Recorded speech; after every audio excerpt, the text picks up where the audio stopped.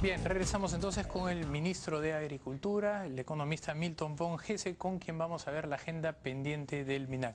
Ministro, muy buenas noches y muchas gracias por venir al programa. No, encantado. Muchas gracias. Bien, quisiera partir por preguntarle cuál es el balance actual que tiene usted sobre la situación del agro peruano.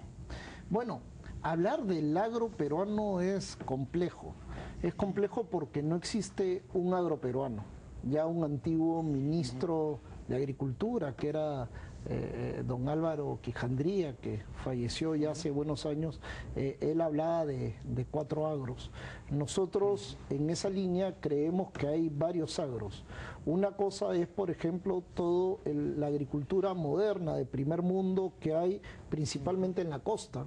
Uno visita un campo, no voy a decir ningún nombre, pero que se maneja de manera empresarial y uno no tiene nada que envidiarle a un campo norteamericano o de cualquier otra parte del mundo, ¿no?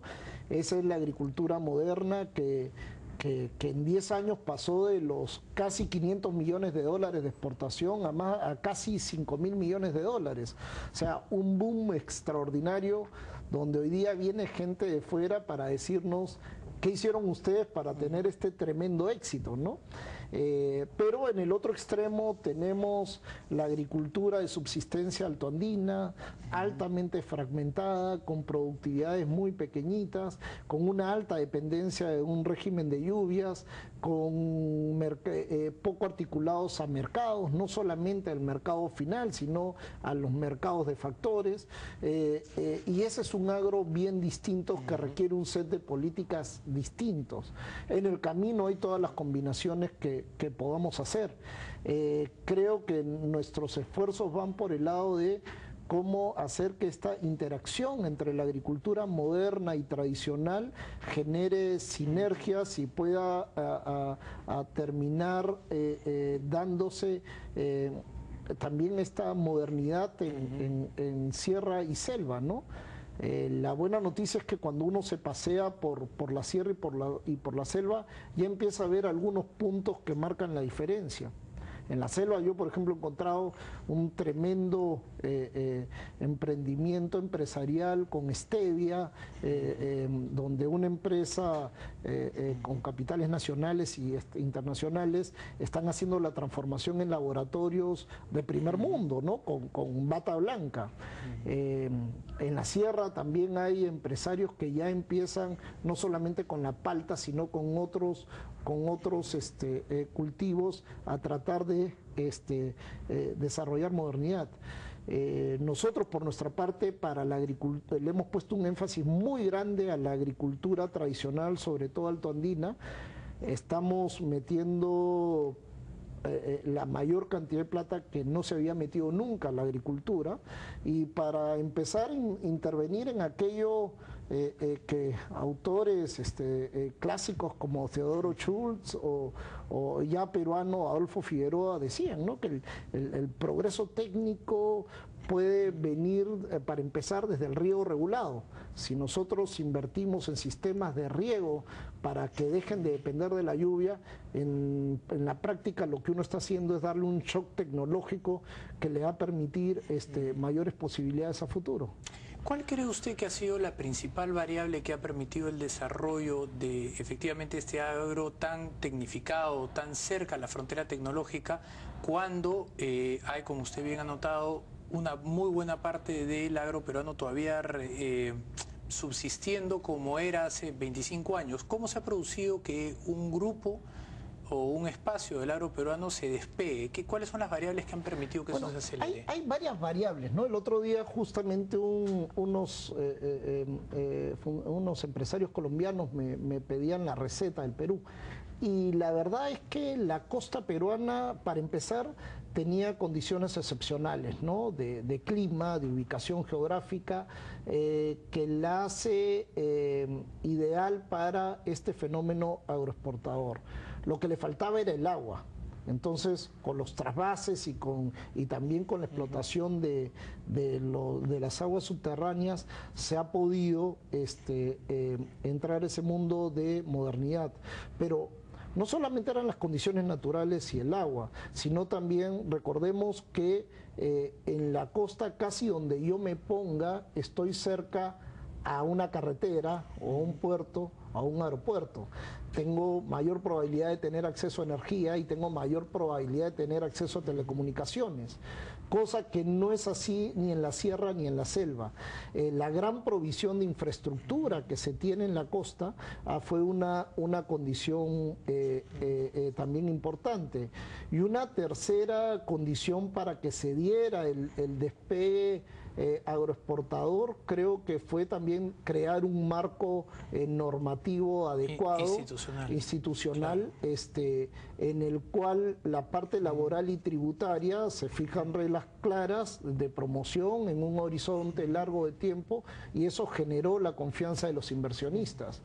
Recordemos que el agro en la década del 90, a pesar de que se desreguló, no tuvo mayores inversiones. Son a partir del 2000 que empiezan las inversiones en la serio. Confianza toma mucho tiempo en ajustarse, ¿no? Así es. Entonces, ese es un cuarto elemento que generó las condiciones. Y un último elemento, porque la receta no es fácil, es la importante inversión en sanidad agropecuaria que hizo el país. El país apostó por crear un SENASA fuerte, tecnificado. Ahí el país le debe mucho también a gente como la doctora Elsa Carbonell, que formó a un montón de chicos y juntó técnicos y consolidó una institución que estaba bastante débil, ¿no? Y después tuvimos la cooperación internacional y gracias a eso es que se nos abrieron una serie de mercados. El último elemento, para ya no hacerlo tan complejo, es los TLCs. Los TLCs que supuestamente nos iban a generar que el país se cayera al suelo y que iba a generar desgracia por todos lados, jugaron exactamente en el sentido contrario. Nos integraron en la cadena de valor. Así es, mundial. Claro. ¿No? Entonces hoy día tenemos mercados del primer mundo accesibles donde nuestros productores pueden llevar sus productos, ¿no? Ahora, una limitación no tiene que ver con este gobierno, sino probablemente sea un problema justamente del proceso histórico institucional por el que ha vivido el Perú los últimos 50 años, es la productividad actual del agro. En un estudio de McKinsey del 2010, el agro peruano aparecía en el promedio, ¿no?, como 3% relativo a Estados Unidos. Sí. Y conversando con otras personas entendidas de agricultura, me decían que, bueno, no necesariamente tenía que ver con el tema del tamaño de la propiedad, porque es lo primero que se le viene a un economista, pensar en economías de escala. Me explicaban que tenía que ver más con los frutos. Mi primera pregunta sería si el 3%, que es una cifra que personalmente me asusta, efectivamente nos debería asustar, o si eso debería ser la productividad que nosotros deberíamos esperar de acuerdo al tipo de nichos que tenemos, y la segunda es si es que nos debemos de preocupar cómo mejorarla. A ver, yo no conozco ese estudio, pero lo que sí puedo decir es que en Perú conviven muchas, como decía al principio, muchas agriculturas. Y lo que yo he visto en el campo es que algunos fondos muy tecnificados y muy desarrollados de la costa del Perú no tienen nada que enviarles a las productividades chilenas o incluso californianas. O sea, realmente hay primer mundo en la agricultura peruana. Sin embargo, ese primer mundo convive con otro mundo tradicional de escasos recursos, de depender de la lluvia, de no tener el paquete tecnológico adecuado, de depender de mano de obra familiar no remunerada, de no tener acceso al crédito, de no tener acceso a semillas ni a fertilizantes, etcétera, etcétera. Y ese es el mundo altoandino altamente fragmentado, donde las posibilidades son más limitadas. En todo caso, si uno hace el esfuerzo de hacer un promedio, yo por ejemplo, algo que hago que es muy simple es dividir el PBI agrícola entre la P agrícola y separando la productividad en el resto de sectores de la economía con la productividad media del trabajo en agricultura. Encuentras que hace 10 años la productividad agrícola era 7 veces menor que la del promedio del resto de sectores de la economía. Esta brecha se ha cerrado un poco y ahora es 4 veces menor. Entonces, nuestro reto es cómo aumentar la productividad como un primer paso a ganar competitividad. Por eso nuestros programas bases están orientados a eso, a aumentar productividad, romper la dependencia del riego con las lluvias, los paquetes de asistencia vamos a inaugurar ahorita, vamos a sacar un programa que se llama Buena Siembra, orientado a pobladores altoandinos, donde se les da un paquete tecnológico en función al análisis de suelo y abrirle las posibilidades, ¿no? Porque en promedio, sabemos que una persona empleada en el agro genera la cuarta parte del valor que una persona en promedio en cualquier otro sector de la economía.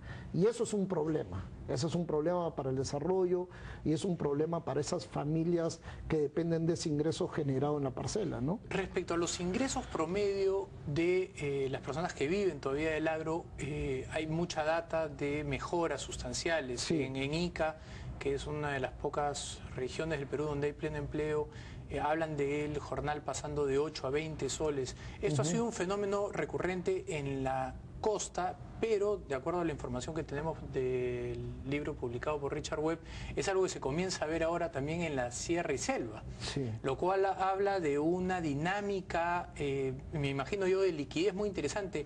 ¿Cómo esto se está observando desde el Ministerio de Agricultura? Bueno, efectivamente es bien interesante. Lo que hay es, recordemos que gran parte de la mano de obra que se utiliza en la costa es mano de obra que viene desde otras regiones del país que todavía no están integradas necesariamente a este fenómeno agroexportador moderno. Entonces, esto lo que genera es que la persona que migró de manera permanente también tiene algo que decirle a sus paisanos en términos de cuáles son los paquetes tecnológicos, etcétera. Yo la semana pasada, por ejemplo, fui a Pucallpa. Estábamos inaugurando un emprendimiento empresarial muy interesante de pequeños asociados para poner palma.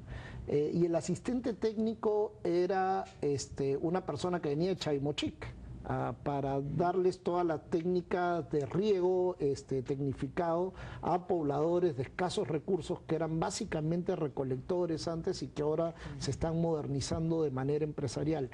Es falso que hay una contradicción entre una oposición y una guerra entre la agricultura moderna y la agricultura empresarial.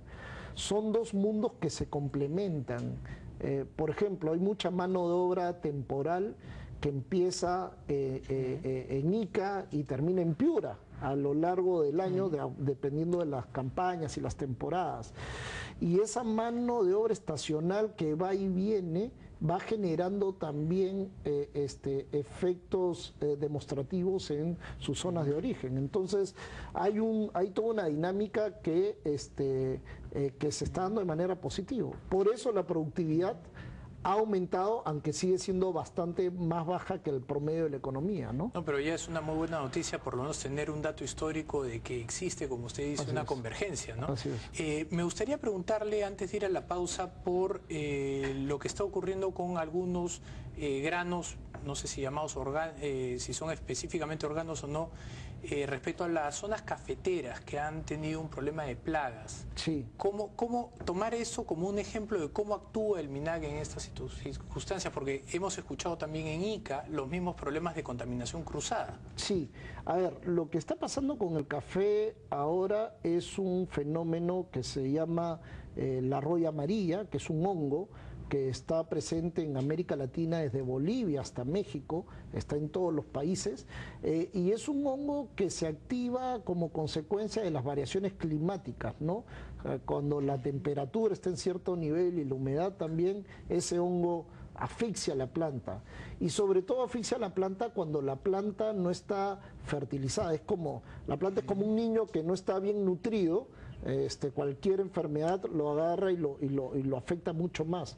En este caso la planta no está bien nutrida y por eso acabamos de sacar este fin de semana una ley que nos autoriza a utilizar 100 millones de soles a entrar a un plan muy agresivo de fertilización de estas plantas como un primer paso para ya entrar a una reestructuración más importante en el sector cafetalero, ¿no? Y ahí tenemos al SENASA, al INIA, a la Dirección de Competitividad, y hemos estado la semana pasada, el jueves, con 4 presidentes regionales y representantes de todas las regiones afectadas. O sea, podemos tomar el caso del café como un ejemplo de cómo va a funcionar la reacción del gobierno frente a una plaga, que es algo que siempre hemos tenido, digamos, expectativa de ver qué va a suceder cuando ocurra, ¿no? Así es. Tenemos todo el aparataje ya legal, normativo. Ya nos autorizaron los recursos. Acá tengo que reconocer también el trabajo de los congresistas en la comisión de presupuesto. Fueron muy flexibles y entendieron la importancia de que esto entrara muy rápido y se aprobó. Creo que solo hubo una abstención y todos los demás votaron a favor. Bien. Entonces es un caso de una reacción rápida, ¿no? Bien, vamos a hacer nosotros nuestra primera pausa, regresamos, estamos con el ministro Milton Bon Gessy, ministro de Agricultura, con quien estamos hablando sobre la agenda pendiente del MINAC. Vamos a una pausa y regresamos. Scotiabank, descubre lo que puedes lograr.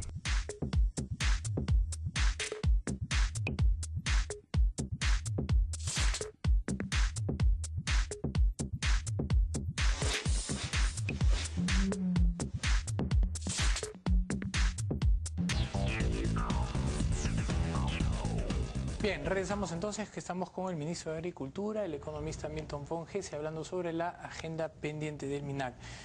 Ministro, cuéntenos un poco cómo va el desarrollo de los proyectos gubernamentales. ¿Han desarrollado Mi Chacra Productiva, Sierra Exportadora? ¿Cómo van estos proyectos el día de hoy?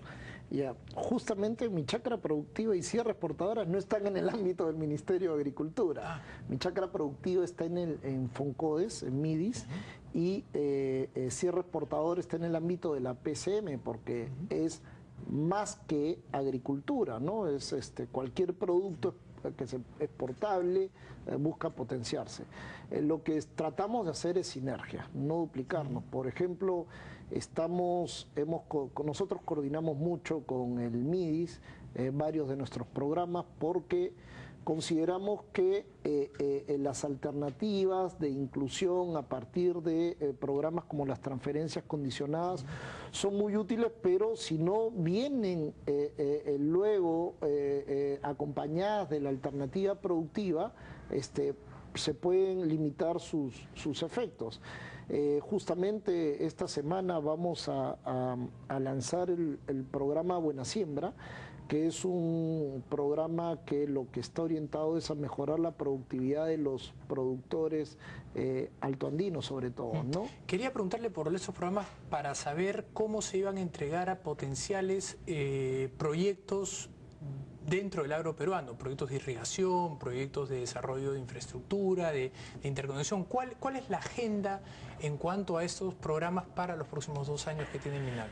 A ver, nosotros tenemos varios programas que acabamos de crear. El primero es Mi Riego, que es el que hablábamos de infraestructura de riego en las zonas altoandinas, que eso complementa a otros programas como el programa subsectorial de irrigación en costa y en sierra, agrorural, etcétera, distintos programas de riego.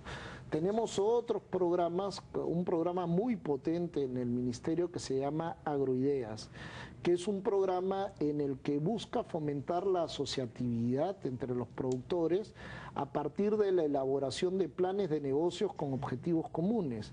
No se trata de asociarlos por asociarlos, no como en el pasado en el que yo llego a un sitio y digo, todos ustedes van a ser cooperativistas. No, es todos aquellos que tienen similitudes y comparten objetivos y quieren asociarse y creen en el plan de negocios, entonces nosotros apoyamos, les subsidiamos la elaboración del plan de negocios y a partir de eso también ayudamos con la contratación de una gerencia profesional que les permite implementar ese plan de negocios, de forma que en un plazo determinado ellos ya pueden manejar la asociatividad de manera empresarial. Eso lo hemos vinculado con los programas del Agrobanco, que antes también te pedía un plan de negocios para aprobarte el crédito. En cambio ahora el mismo plan de negocios sirve también para Agrobanco y eso está dinamizando varios sectores.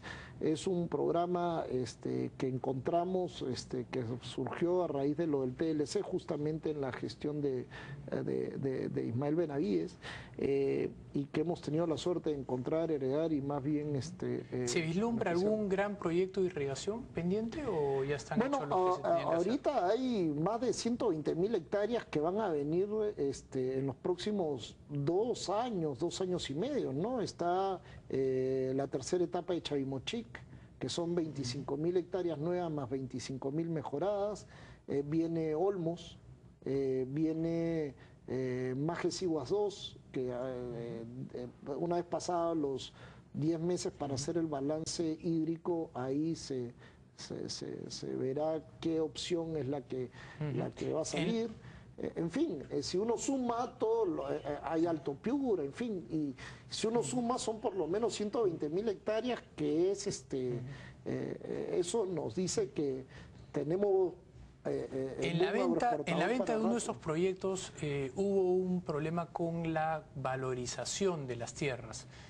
Salieron a venderse a un precio que era aparentemente por debajo, con lo cual se subsidiaba a los grandes, entre comillas, latifundistas, y esto generó incluso algunas personas promovieran un límite a la propiedad de la tierra. Lo ideal sería hacer una valorización más correcta, más exacta. ¿Ha habido o va a haber algún tipo de iniciativa por ese lado?